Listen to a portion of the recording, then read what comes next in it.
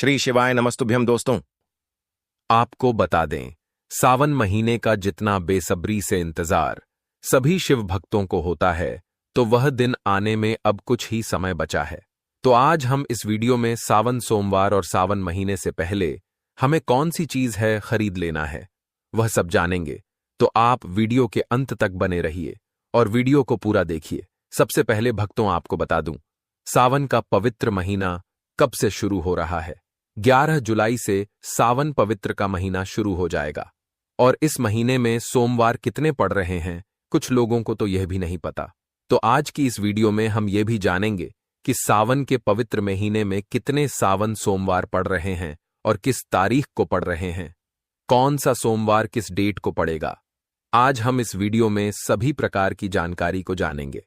वैसे तो सावन सोमवार हमेशा 4 ही पड़ते हैं, पर कभी कभी 5 भी पड़ जाते हैं, परंतु इस बार जो कि 2025 में पड़ रहे हैं वह 4 ही पड़ रहे हैं।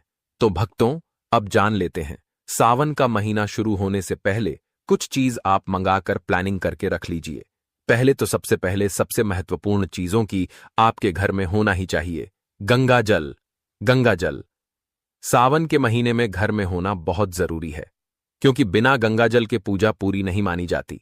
तो आप गंगा जल पहले ही मंगाकर रख लीजिएगा, और अगर आपके घर में पहले से ही रखा हुआ है तो अति उत्तम है। अपने घर में गंगा जल जरूर रख लीजिए, बहुत ही मतलब नहीं है।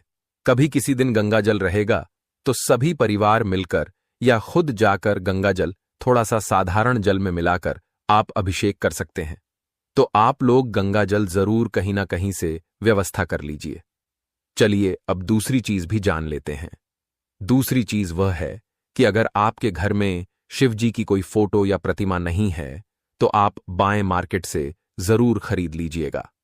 और अगर आप मार्केट से ना खरीद रहे हैं तो किसी मंदिर से खरीदें तो वह ज्यादा उत्तम रहेगा। और आप एक छोटी सी शिवलिंग भी उसके साथ जरूर खरीदें, क्योंकि इसकी पूजा करना भी जरूरी माना जाता है।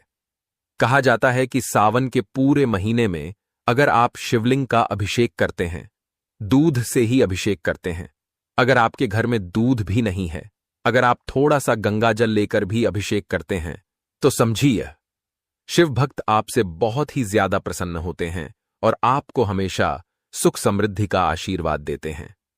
नंबर 3, सावन के महीने से पहले आप एक और चीज जो कि सावन के लिए बहुत जरूरी है, खासकर उनसे भक्तों के लिए जो व्रत रखेंगे, तांबे का लौटा। तांबे का लौटा आप पहले ही जरूर खरीद लें। अगर आपके घर में पहले से ही है तो ना खरीदे, आप उसका ही उसे कर सकते हैं और उसकी अच्छी तरीके से साफ करके पहले ही आवश्यक रख लें। तांबे के साथ एक पीतल का लोटा भी आप खरीद सकते हैं अगर आप चाहे तो, और अगर आप ना करना चाहे तो कोई जरूरी नहीं है।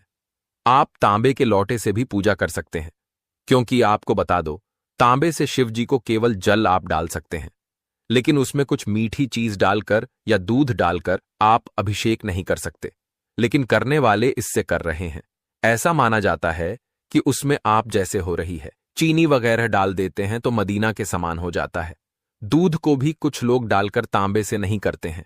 तो अब देख लीजिएगा, पीतल का ही खरीदनी पड़ेगी, इस बात का ध्यान रखिएगा, ठीक है। नंबर 4, यह खासकर महिलाओं के लिए है, क्योंकि सावन का महीना हरियाली का प्रतीक माना जाता है। तो हरा रंग कितना महत्वपूर्ण है, यह तो आप जान ही चुके हैं कि हरा रंग मन में खुशी और खुशहाली का प्रतीक माना जाता है। कहा जाता है कि हरा रंग महादेव को अत्यंत पसंद है, और अगर कोई व्यक्ति पूरे सावन में हरे रंग के वस्त्र पहना है तो महादेव उससे बहुत ही ज्यादा प्रसन्न होते हैं। तो अब तक आप समझ ही चुके हैं कि हरा रंग हम किस बारे में बात कर रहे हैं।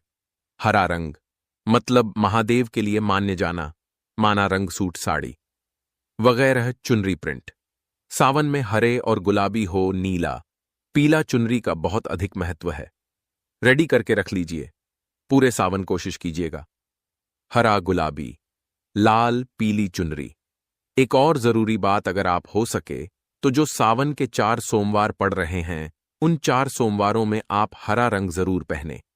अगर पूरे महीने संभव नहीं है, कोई व्यक्ति पूरे महीने नहीं पहन पाता है, तो उनके लिए भी बता देते हैं कि अगर पूरे महीना आप हरे रंग के वस्त्र नहीं पहन सकते पीले रंग के वस्त्र नहीं पहन सकते तो आप उन 4 सोमवार, क्योंकि महादेव के लिए माने जाते हैं, तो आप उन 4 सोमवारों में भी हरे रंग के वस्त्र पहन सकते हैं और उन वेस्टर्न को पहनकर ही पूजा करें।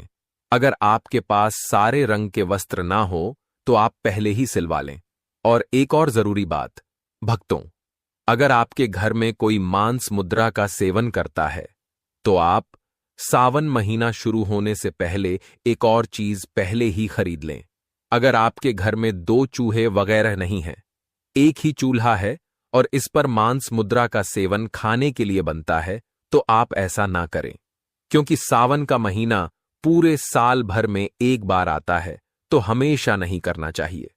भक्तों, आप एक चूल्हा अलग से खरीद लें और जैसे आपका व्रत फरार वगैरह खाना जो भी बनता है आप उसे पर बना लें, क्योंकि व्रत भारी को जी चूल्हे पर आपका मांस वगैरह बनता है, उसे चूल्हे पर फरार वगैरह नहीं बनना चाहिए। तो आप एक छोटा सा चूल्हा या फिर ओवन खरीद सकते हैं, आपके लिए उत्तम होगा। और अगर आपको उससे संबंधित कोई भी डाउट हो, कोई भी प्रश्न हो, तो आप हमसे कमेंट बॉक्स में पूछ सकते हैं। हम आपको उसका रिप्लाई अवश्य देंगे और आपके सभी प्रश्नों का उत्तर बखूबी से देंगे। तो भक्तों, आपको किसी भी बात की चिंता करने की कोई आवश्यकता नहीं है, क्योंकि हम आपके लिए इतनी ज्ञानवर्धक जानकारी इकट्ठी कर रहे हैं, तो इतना तो हमारा भी फर्ज बनता है कि हम आपके सवालों का जवाब दें। दोनों चीज बनाने चाहिए, वर्णन नहीं बननी चाहिए। इस बात का आप लोग ध्यान रखिएगा ना। उसे पर बनानी चाहिए। अलग बर्तन रखिए, सेपरेट चूल्हा रखें तो ज्यादा बेहतर होगा। इंडक्शन चूल्हा वगैरह ले लीजिए, इसका 1-2 बर्तन ले लीजिए, लेकिन कोशिश कीजिएगा लिमिट में आप खरीदनी है। और नॉनवेज वगैरह सावन में बिल्कुल मत खाइएगा। जिनको भी का जो कहते हैं तो खाने नहीं चाहिए, लेकिन मान लीजिए जो कहते हैं किसी के घर में लहसुन प्याज ही नहीं पड़ता है, तो नॉनवेज तो बहुत दूर की बात हो गई। तो आप लोग जरूर बताइएगा। और अगली चीज आपको क्या खरीदनी है कि चूड़ी वगैरह, हरी चूड़ी और लाल चूड़ी रख लीजिएगा। पहले सोमवार के दिन ही माता गौरी को चढ़ा देनी है और चढ़कर पूरे सावन में हरी चूड़ी पहननी चाहिए। अगल बगल मतलब आगे पीछे आपको लाल चूड़ी भी माता पार्वती के लिए डाल सकते हैं। और हर तो शिव जी को हमारे पसंद है, भोले बाबा। यह भोले बाबा को तो हरी और लाल चूड़ी आपको जहां कहीं भी जाते हैं, अगर कांच की चूड़ियां दिख जाती हैं तोहरा खरीद कर जरूर रख लीजिएगा। पहले का रखें और माता को चढ़कर हमें खुद धारण करनी है। क्लियर हो गया। और एक और जरूरी बात, महिलाओं के लिए, आप जब भी सावन सोमवार का व्रत करें और उसे दिन पूजन करें तो आप 16 श्रृंगार करके ही पूजन करें, क्योंकि इससे पति की उन्नति और तरक्की होती है। महिला अगर सावन सोमवार के दौरान पूरा 16 श्रृंगार का श्रृंगार करके पूजन करती है तो महादेव उनसे बहुत ही ज्यादा प्रसन्न होते हैं। और आप सावन सोमवार में जो 4 सोमवार पड़ रहे हैं, उनमें से किसी एक सोमवार के दिन आपको माता पार्वती को पूरा श्रृंगार का सामान जरूर चढ़ाना है। और उसमें सबसे जो इंपॉर्टेंट चीज है वह है सिंदूर। सिंदूर आप माता रानी को जरूर चढ़ाएं, क्योंकि इससे माता रानी आपकी सुहाग की रक्षा करेगी और हमेशा आपके सुहाग के ऊपर अपनी कृपा वर्षा आएगी। सावन से पहले भगवान शिव के शिव जी के लिए आप लोग चंदन वगैरह या रोली भगवान के लिए जरूर खरीद लें। लाल चंदन भी ले सकते हैं, पूजा के दुकान पर आपको सभी प्रकार की चीज मिल जाएगी। सावन की पूजा से संबंधित जीजा भी हम आपको बता देते हैं कि आपको कौन कौन सी चीज है सावन के महीने में पूजा करने के लिए जरूरी होती है। चलिए वह छोटी छोटी चीज भी जान लेते हैं, क्योंकि हम कई बार भूल जाते हैं कि हमें क्या खरीदना है, क्या नहीं खरीदना है। कंफ्यूजन बनी रहती है। अगर हम पहले ही ऐसा खरीद कर रख लेते हैं तो हमें पूजा करने में कोई भी बाधा नहीं आती और पूजा बिल्कुल आसान तरीके से सफल हो जाती है। कुछ चीज होती हैं जो आपको पहले ही खरीद कर रखना होती है। वक्त तो कुछ चीज होती है जो आपको हाल ही खरीदना होती है। जैसे कि दूध दही है तो वह आपको उसी दिन खरीदना होता है, पर हम आपको वह चीज बता देते हैं जो आपको पहले ही खरीदना है। जय किसकी शहद। शहद भक्तों आपको पहले ही खरीद कर रख लेना है, क्योंकि शहद भगवान शिव के लिए अति उत्तम माना जाता है। उनकी पूजा के दौरान शहद का प्रयोग जरूर किया जाता है। और शक्कर भी आपको पहले ही खरीद लेना है। उसके बाद चावल चावल आपको पहले ही खरीदना है और उसके बाद आपको दीपक, मिट्टी का जो दीपक होता है वह पहले से ही खरीद कर रख लेने हैं। और एक और जरूरी चीज जानू, जो सफेद कलर का कलवा होता है उसे जानुओं के नाम से भी कहा जाता है, जो कि सिर्फ के वस्त्र के रूप में उन पर चढ़ाया जाता है। भक्तों, जैसा कि हमने आपको वीडियो के शुरुआत में बताया था कि 2025 में सावन सोमवार कितने पड़ रहे हैं और कितनी तारीख को पड़ रहे हैं, तो चलिए अब वह भी जान लेते हैं कि सावन सोमवार कितने पड़ रहे हैं और किस तारीख को पड़ रहे हैं। तो यह तो हम आपको वीडियो में पहले ही बता चुके हैं कि 11 जुलाई से सावन का जो महीना है वह शुरुआत हो रहा है, यानी कि प्रारंभ हो रहा है। उसे दिन शुक्रवार पड़ रहा है और सावन जो महीने की समाप्ति है वह 9 अगस्त 2025 शनिवार के दिन ही हो रही है। यहां पर सावन सोमवार के जो व्रत है वह कर पड़ रहे हैं और श्रावण सोमवार व्रत की जो तारीख के हैं वह इस प्रकार है। सबसे पहले जो सावन सोमवार है वह 14 तुसाब के आचार्य 5 जुलाई 2025 के दिन सोमवार को और सावन का दूसरा सोमवार व्रत 21 जुलाई 2025 के दिन सोमवार को पड़ेगा। तीसरा सोमवार व्रत 28 जुलाई 2025 के दिन पड़ेगा, जबकि चौथा श्रावण सोमवार 4 अगस्त 2025 सोमवार के दिन चौथ सावन सोमवार पड़ेगा।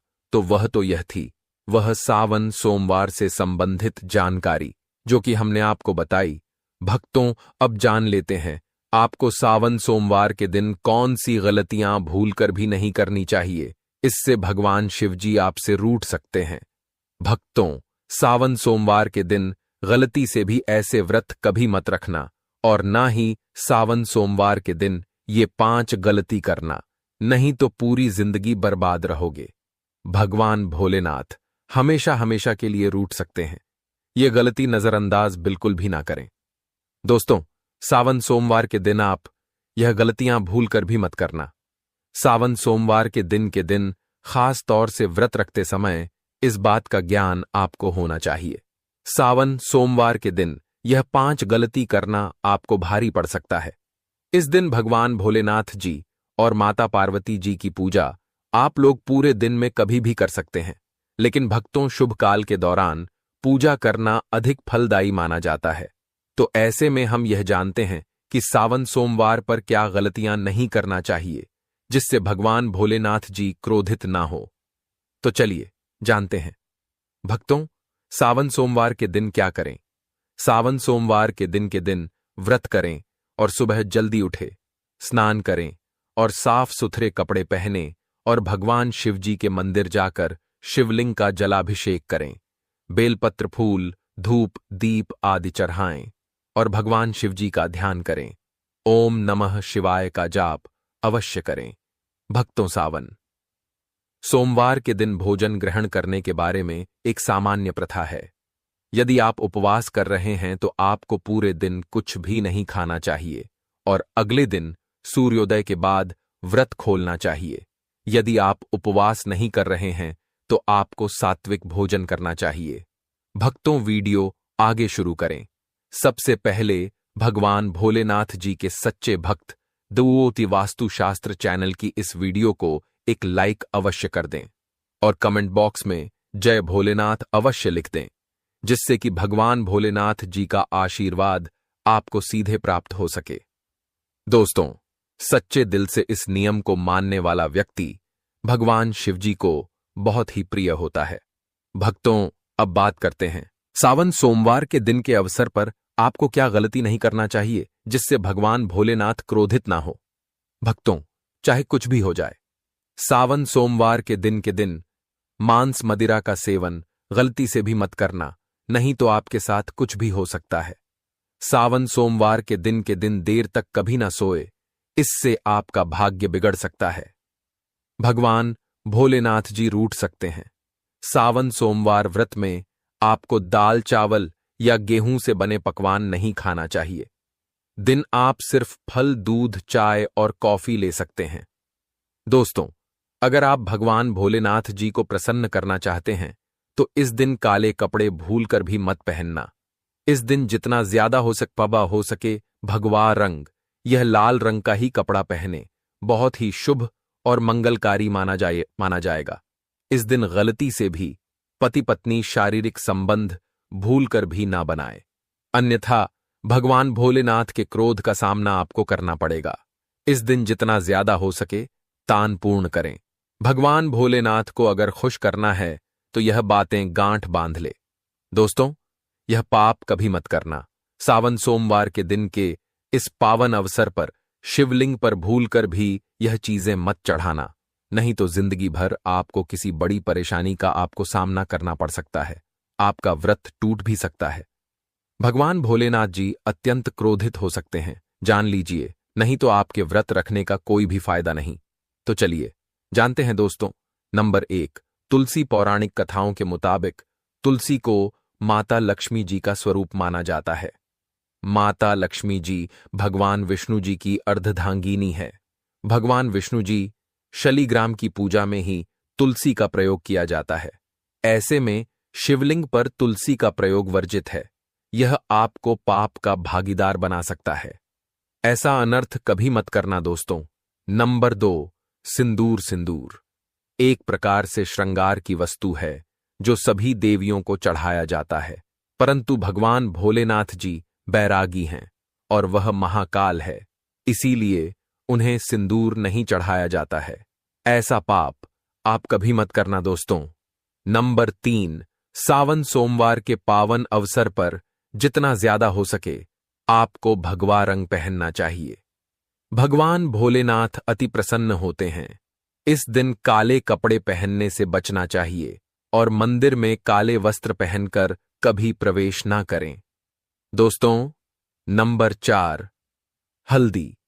सभी देवी देवताओं की पूजा में हल्दी का उपयोग किया जाता है, लेकिन कुछ का मानना है कि विनाश के देवता भगवान भोलेनाथ जी को अर्पित नहीं करना चाहिए, क्योंकि हल्दी सौभाग्य का प्रतीक है। दोस्तों, नंबर 5, केतकी के फूल।